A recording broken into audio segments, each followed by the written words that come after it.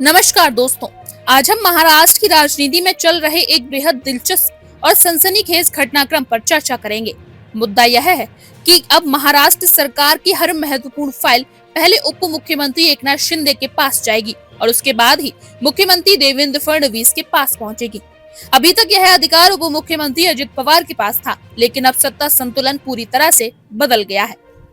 तो सवाल उठता है, यह फैसला क्यों लिया गया? एकनाथ शिंदे को यह ताकत अचानक क्यों दी गई? अजित पवार की पावर को कम करने के पीछे कौन सी राजनीति है? और सबसे बड़ा सवाल, क्या महाराष्ट्र में सत्ता संघर्ष बढ़ने वाला है? तो दोस्तों, आज हम इसी सत्ता के खेल का पूरा विश्लेषण करेंगे, लेकिन एक मजेदार और तड़कते भड़कते अंदाज में, क्योंकि यह राजनीति है। यहाँ दांव पेच चले और मास्टर स्ट्रोक सब कुछ चलता है। सत्ता का संतुलन, एक बैलेंसिंग एक्ट। महाराष्ट्र की राजनीति हमेशा से ही बहुत जटिल और अस्थिर रही है। एकनाथ शिंदे जब शिवसेना तोड़कर बीजेपी के साथ गए थे तो उन्हें मुख्यमंत्री बनाया गया, लेकिन जब बीजेपी ने अजित पवार को भी अपने पाले में कर लिया तो उन्हें उप मुख्यमंत्री बनाया। तब शिंदे की स्थिति कमजोर हो गई थी। अब सवाल उठता है कि बीजेपी ने अचानक एकनाथ शिंदे को ताकतवर क्यों बना दिया? एकनाथ शिंदे की नाराजगी, पावर चाहिए, सिर्फ कुर्सी नहीं। जब अजित पवार सरकार में आए तो उन्हें महाराष्ट्र का वित्त मंत्रालय मिला, जो सबसे ताकतवर विभागों में से एक है। अजित पवार सीधे मुख्यमंत्री फडणवीस से फाइल पास करवाते थे, जिससे एकनाथ शिंदे का कद छोटा हो रहा था। एकनाथ शिंदे को इस बात से जलन थी, अब अजित पवार ही पावर सेंटर बनते जा रहे हैं। अब ऐसे में शिंदे जी को लगा कि उन्हें कोई बड़ा कदम उठाना पड़ेगा। उन्होंने बीजेपी को साफ साफ इशारा कर दिया कि अगर हमारी इज्जत नहीं रहेगी तो हम भी दूसरा रास्ता देख सकते हैं। बस फिर क्या था, फडणवीस और बीजेपी हाईकमान तुरंत हरकत में आए और शिंदे को खुश करने के लिए हर सरकारी फाइल सबसे पहले उनके पास भेजने का फरमान जारी कर दिया। क्या अजित पवार की पावर खत्म हो रही है? अब इस पूरे खेल में अजित पवार की स्थिति बहुत दिलचस्प हो गई है। पहले अजित पवार महाराष्ट्र सरकार में सबसे ताकतवर मंत्री थे। वित्त मंत्रालय होने की वजह से पूरा सरकारी सिस्टम उन्हीं के इशारों पर चलता था। लेकिन अब सरकार की हर फाइल पहले एकनाथ शिंदे के पास जाएगी, फिर मुख्यमंत्री के पास और उसके बाद अजित पवार को मिलेगी। यानी कि अब अजित पवार सिर्फ नाम के उप मुख्यमंत्री रह गए हैं।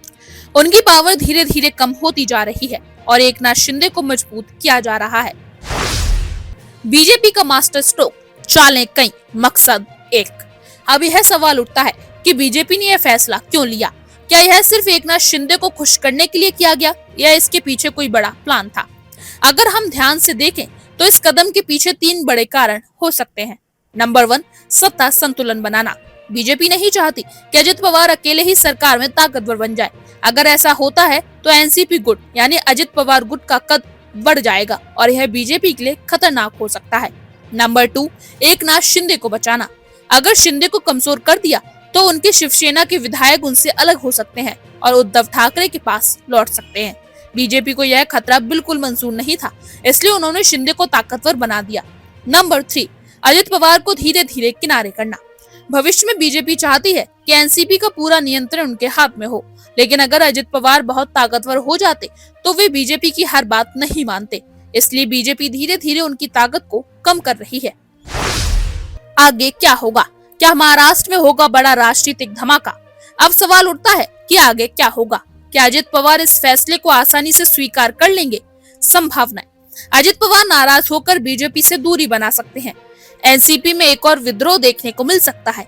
एकनाथ शिंदे अब और मजबूत हो सकते हैं, जिससे उद्धव ठाकरे गुट के लिए मुश्किलें बढ़ जाएंगी। बीजेपी धीरे धीरे महाराष्ट्र की पूरी राजनीति को अपने नियंत्रण में लेगी। कौन जीता कौन हारा? विजेता एकनाथ शिंदे, क्योंकि अब वे फिर से पावरफुल बन गए हैं। बीजेपी, क्योंकि उन्होंने सत्ता संतुलन को अपने हिसाब से सेट कर लिया है। हारे हुए लोग अजित पवार, क्योंकि अब वे पहले जैसे ताकतवर नहीं रहेंगे। उद्धव ठाकरे, क्योंकि शिंदे अब और मजबूत हो गए हैं। महाराष्ट्र की राजनीति में फिर से मचेगा घमासान। महाराष्ट्र की राजनीति हमेशा से ही रोमांचक और अप्रत्याशित रही है। आज एकनाथ शिंदे मजबूत हो गए हैं, लेकिन राजनीति में कुछ भी स्थायी नहीं होता। कौन जाने कल कोई और नया मास्टर स्ट्रोक आ जाए। आपको क्या लगता है, क्या अजित पवार इस फैसले से यूं ही मान लेंगे या फिर अब कोई नया राजनीतिक भूचाल आने वाला है? नमस्कार दोस्तों, आज हम महाराष्ट्र की राजनीति में चल रहे एक बेहद दिलचस्प और सनसनीखेज घटनाक्रम पर चर्चा करेंगे। मुद्दा यह है कि अब महाराष्ट्र सरकार की हर महत्वपूर्ण फाइल पहले उप मुख्यमंत्री एकनाथ शिंदे के पास जाएगी और उसके बाद ही मुख्यमंत्री देवेंद्र फडणवीस के पास पहुंचेगी। अभी तक यह अधिकार उप मुख्यमंत्री अजित पवार के पास था, लेकिन अब सत्ता संतुलन पूरी तरह से बदल गया है। तो सवाल उठता है, यह फैसला क्यों लिया गया? एकनाथ शिंदे को यह ताकत अचानक क्यों दी गई? अजित पवार की पावर को कम करने के पीछे कौन सी राजनीति है? और सबसे बड़ा सवाल, क्या महाराष्ट्र में सत्ता संघर्ष बढ़ने वाला है? तो दोस्तों, आज हम इसी सत्ता के खेल का पूरा विश्लेषण करेंगे, लेकिन एक मजेदार और तड़कते भड़कते अंदाज में, क्योंकि यह राजनीति है। यहाँ दांव पेच चले और मास्टर स्ट्रोक सब कुछ चलता है। सत्ता का संतुलन, एक बैलेंसिंग एक्ट। महाराष्ट्र की राजनीति हमेशा से ही बहुत जटिल और अस्थिर रही है। एकनाथ शिंदे जब शिवसेना तोड़कर बीजेपी के साथ गए थे तो उन्हें मुख्यमंत्री बनाया गया, लेकिन जब बीजेपी ने अजित पवार को भी अपने पाले में कर लिया तो उन्हें उप मुख्यमंत्री बनाया। तब शिंदे की स्थिति कमजोर हो गई थी। अब सवाल उठता है कि बीजेपी ने अचानक एकनाथ शिंदे को ताकतवर क्यों बना दिया? एकनाथ शिंदे की नाराजगी पावर चाहिए, सिर्फ कुर्सी नहीं। जब अजित पवार सरकार में आए तो उन्हें महाराष्ट्र का वित्त मंत्रालय मिला, जो सबसे ताकतवर विभागों में से एक है।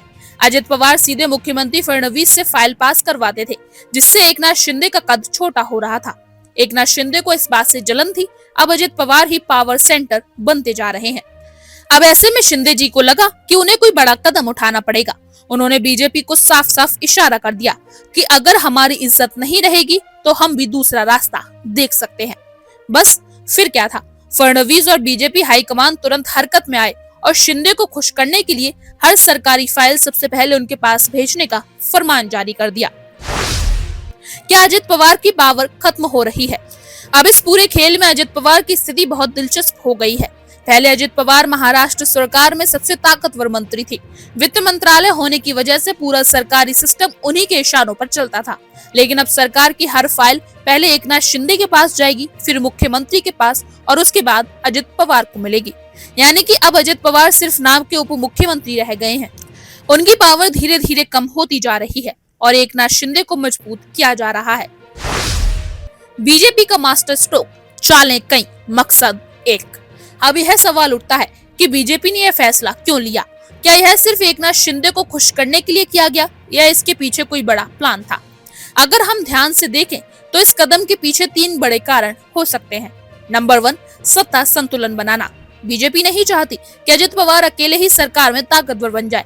अगर ऐसा होता है तो एनसीपी गुट यानी अजित पवार गुट का कद बढ़ जाएगा और यह बीजेपी के लिए खतरनाक हो सकता है। नंबर 2, एकनाथ शिंदे को बचाना।